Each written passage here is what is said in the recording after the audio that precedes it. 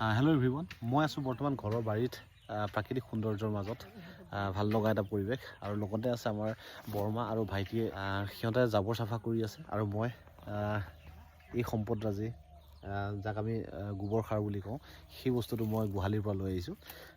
এই বস্তুটো দেখি মনত পৰিলে এতিয়া 10-15 বছৰ আগত যেতিয়া সকলো ঘৰে ঘৰে যেতিয়া গৰু ম'হ আছিলে তেতিয়া ৰাস্তাই পদূলি ৰাস্তা ঘাটে পথাৰত সকলোতে আমি গোবৰ দেখা পাওঁ, কিন্তু বৰ্তমান এতিয়া দেখাই নাপাওঁ। বৰ্তমান প্ৰযুক্তিবিদ্যাৰ প্ৰভাৱত ট্ৰেক্টৰ আৰু নানান ধৰণৰ আধুনিক যন্ত্ৰ পাতিবোৰ সৃষ্টি হোৱাৰ ফলত মানুহৰ ঘৰে ঘৰে সেইবোৰ বৃদ্ধি পাবলৈ ধৰিছে, কিন্তু তাৰ ফলত কি হৈছে আমাৰ এই প্ৰাকৃতিক বস্তুৰাজি যিটো সম্পদৰাজি মানুহৰ ঘৰে ঘৰে নাইকিয়া হৈছে। গৰু ম'হৰ সংখ্যা কমি গৈছে আৰু খেতি পথাৰত তাৰ পৰিৱৰ্তে হৈছে এতিয়া ৰাসায়নিক সাৰ প্ৰয়োগ। এতিয়া তাৰ ফলত কি হৈছে মানুহৰ স্বাস্থ্যৰ অৱনতি ঘটিছে, নহয় জানো? আপোনালোকক অকণমান ঘৰুৱা পৰিৱেশটো দেখুৱাবৰ কাৰণে চেষ্টা কৰিলোঁ।